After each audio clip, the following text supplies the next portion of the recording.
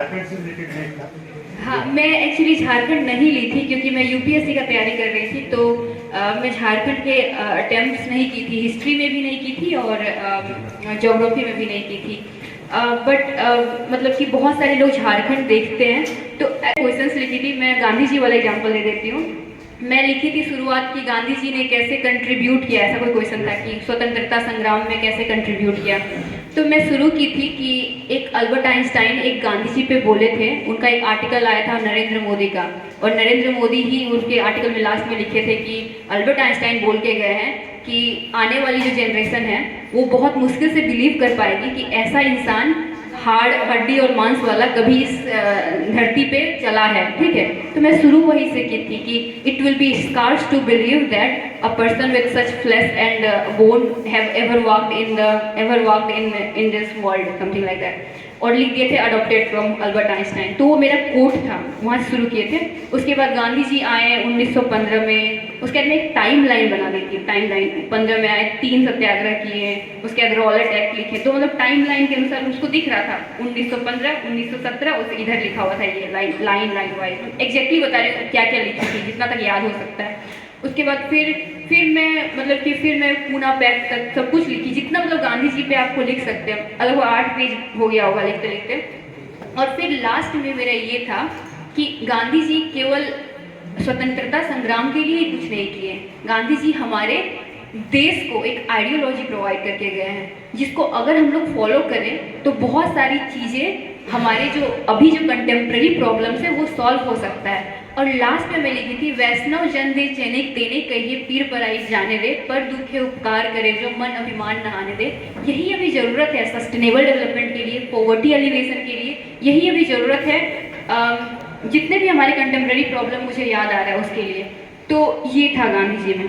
हड़प्पा वाले में कैसे की थी, मैप बनाई थी बहुत सारे, और ये सब भी मैं मैप बनाई थी, मतलब गांधी जी वाले में भी मैप बनाई थी। मतलब मेरे टेक्स्ट रहते ही नहीं थे, मेरे केवल मैप्स ही रहते थे। और टेक्स्ट मतलब कि मतलब वो बड़े बड़े पैराग्राफ्स नहीं रहते थे, जैसे बुक्स में पैराग्राफ रहते वैसे नहीं रहते थे, विजुअल रहता था चीज़ें। मतलब कि लोग देखें कि अच्छा हाँ यहाँ पे रॉलेट लिखिए, यहाँ पे ये लिखिए, यहाँ पे वो जो माउंट बैटन बोला था कि he is my 1 man army, तो उसको मैं हाईलाइट कर दी कि जब वो पंजाब में इतने सारे लोगों को रख दिए थे और कोई काम नहीं आया, तो एक इकलौते गांधी जी इधर बांग्लादेश तरफ संभाल लिए थे सब कुछ। तो ये सब मतलब कि कर लिखी थी, पूना पैक्ट हाईलाइटेड था। तो लाइक उसको पढ़ना नहीं पड़ा था कभी भी। मुझे लगता है कि जो भी मेरा आंसर चेक कर रहा होगा उसको कहीं कुछ पढ़ना नहीं पड़ रहा होगा, उसको सब कुछ दिख रहा होगा फिल्म की तरह, इन अ वे काइंड ऑफ कि हाँ ये दिख रहा है, ये दिख रहा है, ये दिख रहा है, इस टाइप से। थोड़ा बड़ा लिखती थी तो इससे मतलब कि थोड़ा विजिबिलिटी थोड़ा ज़्यादा है। और दूसरा हड़प्पा वाला क्वेश्चन था, उसमें बता दूं या बहुत लंबा हो जाएगा? बता दीजिए। ओके, तो हड़प्पा वाला क्वेश्चन में लिखी थी कि स्टार्टिंग की थी कि अगेन वैसे ही कुछ स्टार्टिंग की फिलोसफिकल टाइप का स्टार्टिंग रखी थी कि अभी भी हम लोग हड़प्पा सभ्यता से, मतलब कि हम लोग कोई बिलीव नहीं करेगा कि अभी 5000 साल पहले ऐसे हम सभ्यता कहीं रही होगी। उसके बाद फिर मैप बनाई सारे, मतलब जितना तक मेरे याद हो सकता था सब कुछ, कि उसमें नॉर्थ में क्या है, उसका ऊपर में आलमगीरपुर, मतलब उसका जो बाउंड्रीज है वो सब नीचे वो जो महाराष्ट्र वाला देश क्या नाम है जो भी था, महाराष्ट्र वाला लिखी थी, और फिर दायमाबाद, ये सब मतलब कि बाउंड्री लिख दी पूरा की ये सब बाउंड्री है यहाँ तक। हाँ, नॉर्थ ईस्ट बाउंड्री लिख दी। उसके बाद फिर वहाँ से फिर हड़प्पा में मतलब कि डिवाइड कर लेती है ये सब चीज़। और मैं ये सब चीज़ क्वेश्चन पेपर में ही करती थी। क्वेश्चन पेपर में मैं लिख लेती थी कि मैं ऐसे ऐसे ऑर्गेनाइज करूँगी। तो पहले इकोनॉमी ऑर्गेनाइज करूँगी, तो इकोनॉमी में मैं ट्रेड डाल दी और वो मैप डाल दी कि वो लोग वहाँ से ट्रेड करते थे मेसोपोटामिया से, और उसको मैप में मतलब पर्सिया, गल्फ ऑफ पर्सिया करके वो डाल दी। इकोनॉमी में मैं कॉइन डाल दी, इकोनॉमी में फिर कल्चर लाई, कल्चर में फिर जितने भी मतलब कि वो सब पेंटिंग, वो जो एक पोट्री, हाँ पोट्री, एक मतलब महिला का फिगर, ब्रॉन्ज आर्ट जो था, मदर गॉडेस वगैरह सब कुछ मैं डाल दी वहाँ पे अच्छे से।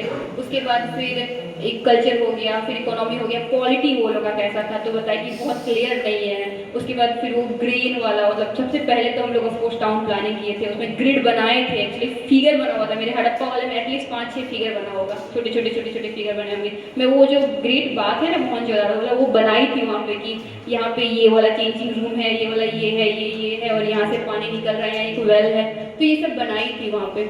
और ये एक्चुअली दोनों क्वेश्चन मैं पहले से लिख के गई थी, तो मतलब वहाँ पे केवल मतलब बहुत क्विक था मेरे लिए चीज़ें। ज्योग्राफी के दोनों क्वेश्चंस लिख के नहीं गई थी, मतलब बहुत अजीब सा आ गया था। तो ये चीज़ मतलब वहाँ पे फिर मैं कैसे की, तो वहाँ पे मैं थोड़ा स्पेसिफिक लेकर आई। ज्योग्राफी मेरा ऑप्शनल भी है यूपीएससी के लिए, तो मैं उस टाइम एक वेबर है, वेबर करके एक आप लोग कभी पढ़े होंगे, तो वेबर का इंडस्ट्रियल लोकेशन थ्योरी है, तो उसको मैं डाल दी थी और बोली थी कि ऐसे जो इंडस्ट्रियल लोकेशन है रॉ मटेरियल 1 वाले में जहाँ कोल सबसे ज़्यादा रहता है, यहाँ पे ये सब डाल दिए झारखंड के जितने भी हैं। फिर आयरन जहाँ रहता है वहाँ पे उन नीचे साउथ वाले जो भद्रावती विश्वेश्वरैया वो डाल दिए, और जो मार्केट वाला है जो उसमें पोर्ट बेस्ड या फिर जो अभी जो नया जो आ रहा है, जैसे कि हम लोग अभी मिनी स्टील प्लांट जो कहते हैं रत्ती या फिर अलंग या फिर ये सब जो स्क्रैप स्टील से जो करते हैं, या फिर पोर्ट में जो वाईजेग वाला विशाखापट्टनम वाला जो है जो सीधे मतलब मार्केट को सप्लाई करता है, तो ऐसे करके मैं मतलब कि बहुत मैप्स रहते थे मेरे वाले में, बहुत डायग्राम फ्लो चार्ट्स रहते थे मेरे में। कभी आई डोंट थिंक पैराग्राफ रहा है,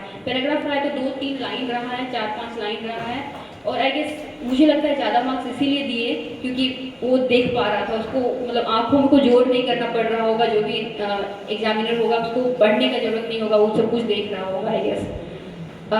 भी क्वेश्चंस बिल्कुल याद नहीं आ रहे हैं और कौन कौन से क्वेश्चंस थे, बट आप अगर याद कराएंगे तो मैं बताऊंगी।